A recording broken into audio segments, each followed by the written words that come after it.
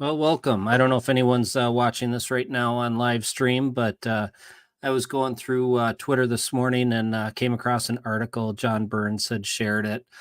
This article was it's a series of essays written by a Jerusalem Damasas. I think I'm pronouncing her name right.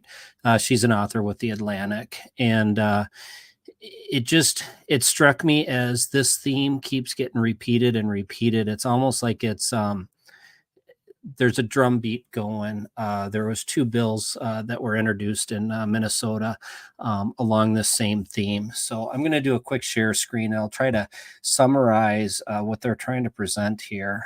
And it is basically what their proposal is this is Jerusalem. She is the author of this article. I don't think she's the brainchild behind this movement, and it does feel like a movement. So that's who was the author of the article. The article was written in Bloomberg, and they just kind of interviewed Jerusalem on her essays that she's written about that Americans were the problem. They voted their way into the housing crisis. So the theory behind this, and I don't disagree with the problem, the problem I agree with is, we have a housing crisis. We have a lack of inventory because of local governments. And that's part of it, right? It's also the materials and the lumber and labor and legislation.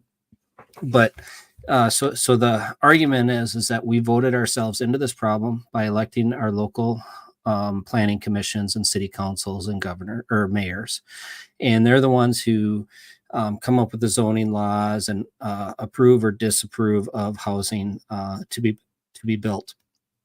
And so the argument is that is the problem why we have a housing crisis. And you can almost like read between the lines is that the American people just aren't smart enough to vote in people that are going to solve the problem. So the solution is to remove the elected bodies and give that authority to, say, a state level, is the way she writes it.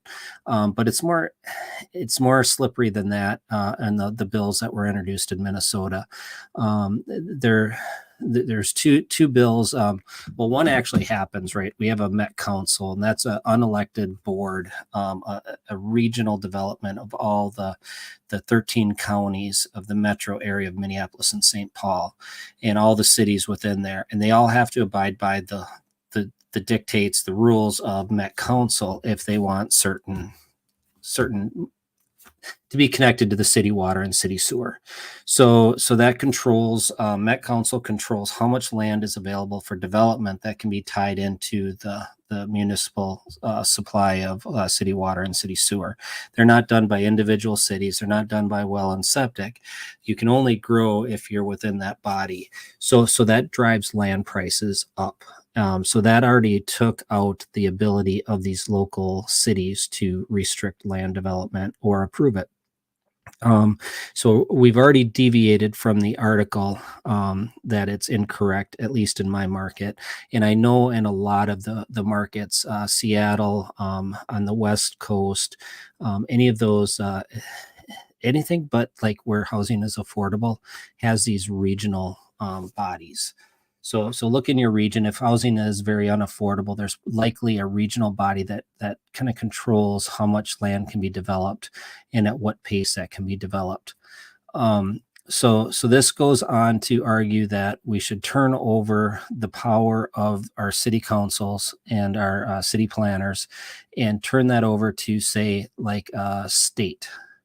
Or in the bill that was introduced in Minnesota, they were proposing to turn that over to an organization called Minnesota Housing Finance Administration, and that's a state level organization, and that's not an elected body. So you can, let's say you put in a new governor, or you reelect the state officials. That body is not elected. It's by appointment. So that's a bureaucracy. So that body can then dictate. In Minnesota, it was a little more specific, because they said what they would do is they would allow up to 4 units to be built on any single family lot. So let's say you had a nice home, and you could turn that into a 4 unit, um, or your neighbors could turn theirs into a 4 unit, and then suddenly you're in a high density neighborhood, and you had no way of voicing your concern. No city council, no planning commission, no one to oppose your concerns to. It took all the power away from the voter. So anytime you deviate, any proposal to come in and say we're going to remove power, the ability, because democracy is just messy. There's too many people that have a say, and we can't get anything done. But if we put in someone like Stalin, there's no opposition. He can just do it. It's like Kim Jong Un. He can just declare I build 1 million houses or whatever. There's no process to it. That's authoritarian. So the idea to solve this housing crisis from this woman is to remove that power from democracy. There's just too much democracy, she says, and remove it and put it at a state level, so then the state can make decisions and get housing done and solve this problem for the American voter, who's just too stupid to vote in the proper people into their planning commission and city council. Now, I don't disagree with her that Americans are stupid. And I don't disagree with her that, yes, the cities do cause a lot of these problems. But the solution is not to remove democracy. The solution is to educate people on why we need housing. So this one scares me, that a lot of people think along this lines, that so many people are swayed by the solution is so easy as just to remove democracy. And it frightens me that people think this way. And they're very intelligent people too. John Burns shared this, and I don't know what he really thought of this. And he's a very smart man. I read some of his stuff, and the fact that he would support, and I like I said, I'm putting words in his mouth. He just shared the article, that he didn't give his opinion on the article. But I find it surprising that he would support removing democracy, and that's the solution to problem solving, by putting in tyranny, by putting in state controls, central planning. So the Met Council in our region is central planning, right? They want urban development. They want smart growth, is the way they call it, that we shouldn't use up land for like single family homes. They want to push into high density. They want to turn one single family lot into 4 units. They want to combine a few single family lots and do high density housing. It's kind of like the old Stalin era, with you had the Soviet block housing, right? These big apartments, and just force everybody into high density housing, and you can control the people that way. You give people farmsteads, you give them farms, you give them freedom. The ability to have a little garden, raise a little food, get off the grid, so to speak. There seems to be a push against that, and then that sends alarm bells out in my mind. So as you see this stuff, I think we're going to see this come more and more often, and it is attractive. She's a very good writer, better than I can speak, but she makes a good case for it, that if we just had one central planner, we could have this all solved. One size fits all. Now, the consumer doesn't want high density housing, right? They want everyone else to live in high density housing, but they want their suburban house, they want their country house, and they want everybody else off the roads doing public transit, but they want the roads to themselves to go to their suburban house and their country house. And that's what I want. That's what everybody wants. And that's part of the American dream, right? That's, there is a need for high density housing. There is a need for public transportation. But people do want to chase their dream and buy their house, have that little white picket fence, the little pink house, to just have that independence, that sense of freedom. Freedom is what people want. Freedom is what people yearn for.